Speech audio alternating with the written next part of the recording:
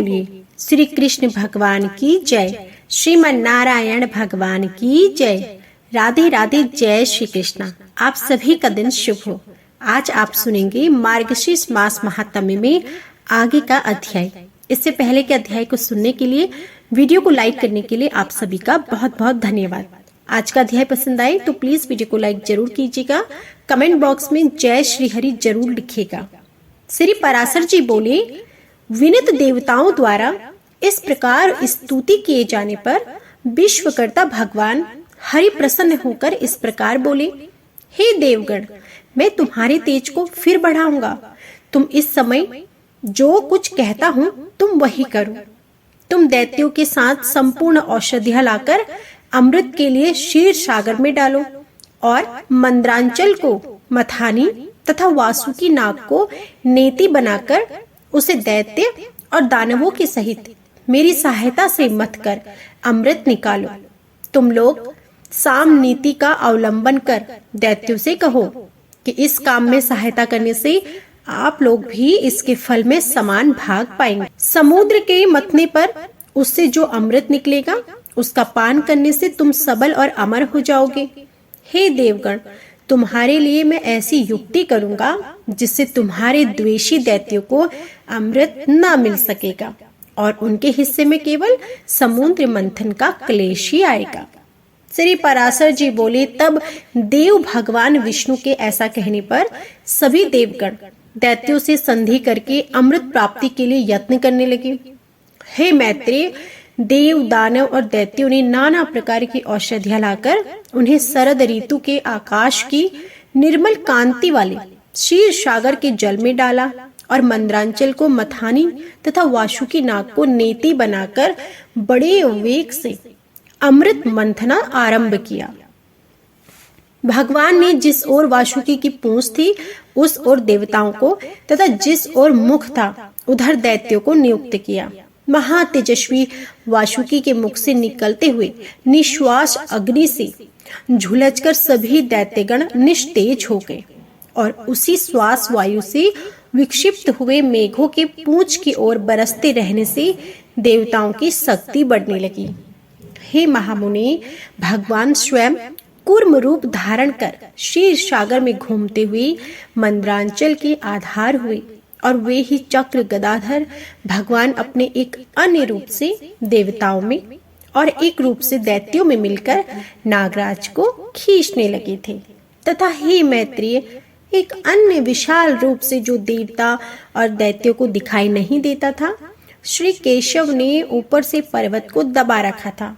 भगवान श्री हरि अपने तेज से नागराज वासुकी में बल का संचार करते और अपने अन्य तेज से वे देवताओं का बल बढ़ा रहे थे। इस प्रकार देवता और दानवों द्वारा क्षीर समुद्र के मथे जाने पर पहले हवि को आश्य रूप सुर पूजिता कामधेनु उत्पन्न हुई। हे महामुनि, उस समय देव और दानवगण अति आनंदित हुए और उसकी ओर चित्त खींच जाने से उनकी टकट की बंध गई। फिर स्वर्ग लोक में यह क्या है कहकर चिंता करते हुए सिद्धों के समक्ष मद से घूमते हुए नेत्रों वाली वारुणी देवी प्रकट हुई और पुनः मंथन करने पर उस क्षीर सागर से अपनी गंध से त्रिलोकी को सुगंधित करने वाला तथा सुर सुंदरियों का आनंदवर्धक कल्प वृक्ष भी उत्पन्न हुआ।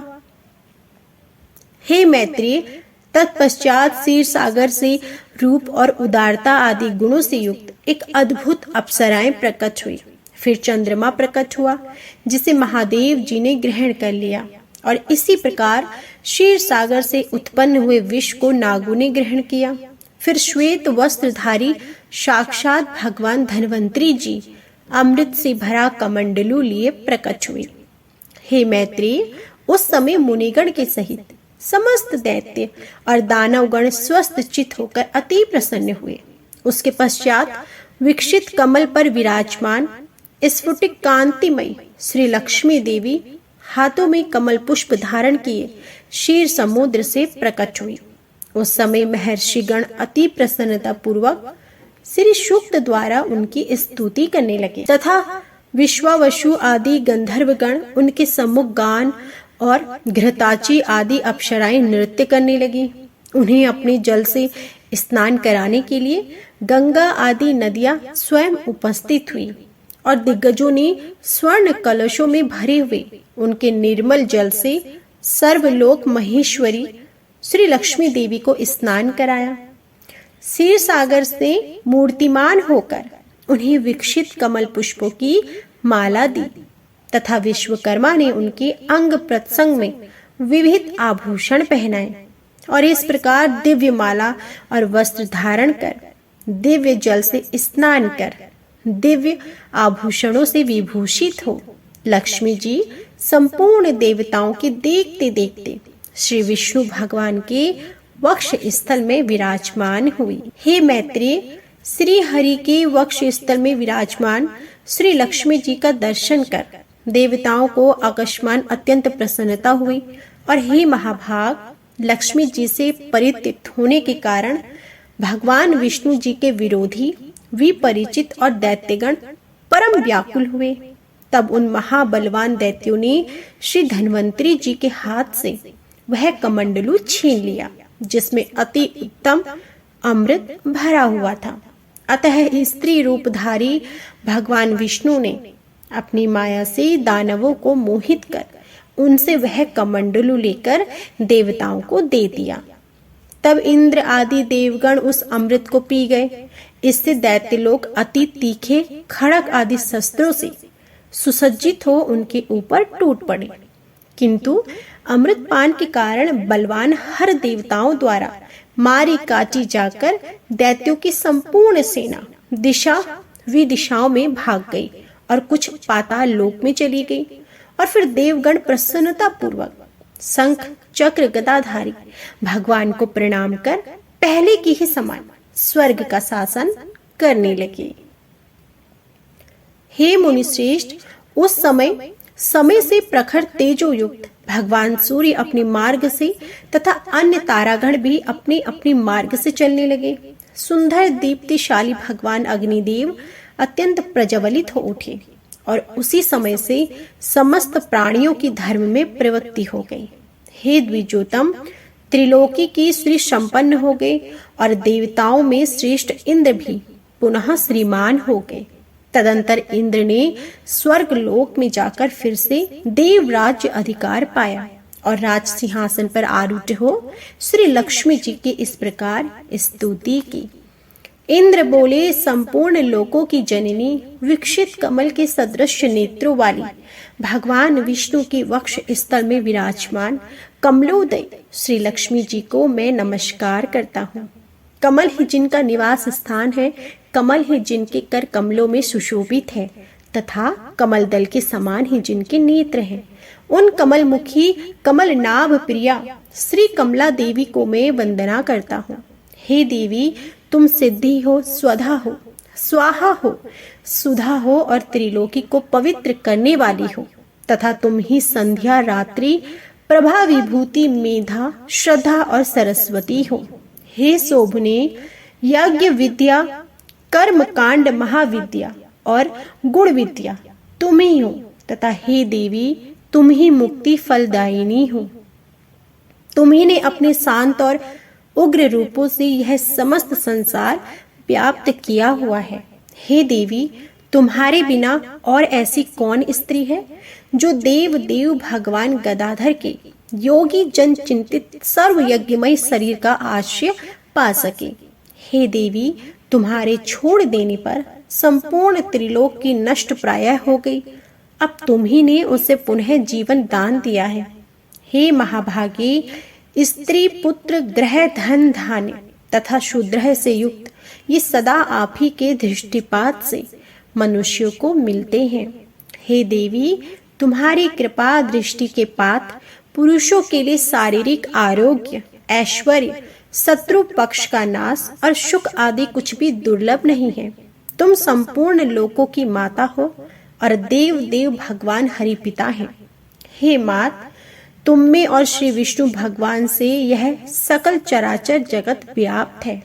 हे सर्वपाविनी, हे मातेश्वरी, हमारे कोष, गोष्ठ, ग्रह, भोग सामग्री, शरीर और स्त्री आदि को आप कभी न त्यागें, अर्थात इनमें भरपूर रहें। विष्णु वक्ष स्थल निवासिनी हमारे पुत्र, पशु और भूषण आदि को आप कभी न छोड़ें। हे अम्ले, जिन मनुष्यों को तुम छोड़ देती हो उन्हें सतत्व, सत्य, शौच और शील आदि गुण भी शीघ्र ही त्याग देते हैं, और तुम्हारी कृपा दृष्टि होने पर तो गुणहीन पुरुष भी शीघ्र ही शील आदि से संपन्न हो जाता है। हे देवी, जिस पर तुम्हारी कृपा दृष्टि हो वही प्रशंसनीय है, वही गुणी है, वही धन्य भाग्य है, वही पराक्रमी है। हे विष्णु प्रिय, हे जगत जननी, तुम जिसमें विमुख हो सके वो शील आदि सभी गुण तुरंत अवगुण रूप से हो जाते हैं। हे देवी, तुम्हारे गुणों का वर्णन करने में तो श्री ब्रह्मा जी भी रचना भी समर्थ नहीं है, फिर मैं तो क्या कर सकता हूँ। हे कमल नयनी, अब मुझ पर प्रसन्न होइए और कभी ना छोड़ें। श्री पराशर जी बोले, हे द्विज, इस प्रकार सम्यक स्तुति किए जाने पर सर्वभूत स्थिता श्री लक्ष्मी जी सब देवताओं के सुनते ही इंद्र से इस प्रकार बोली, हे देवेश्वर इंद्र, मैं तेरे इस स्तोत्र से अति प्रसन्न हूँ। तुझको जो अभिष्ट हो वही वर मांग ले, मैं तुझे वर देने के लिए यहाँ आई हूँ। इंद्र बोले, हे देवी, यदि आप वर देना चाहती हैं और मैं भी यही वर पाने योग्य हूँ तो मुझको पहला वर तो यह दीजिए कि आप इस त्रिलोकी का कभी त्याग ना करें, और हे समुद्र समूहे, दूसरा वर मुझे यह दीजिए कि जो कोई आपकी इस स्तोत्र से स्तुति करे उसे आप कभी न त्यागें। श्री लक्ष्मी जी बोली, हे देवी श्रेष्ठ इंद्र, मैं अब इस त्रिलोकी को कभी ना छोड़ूंगी।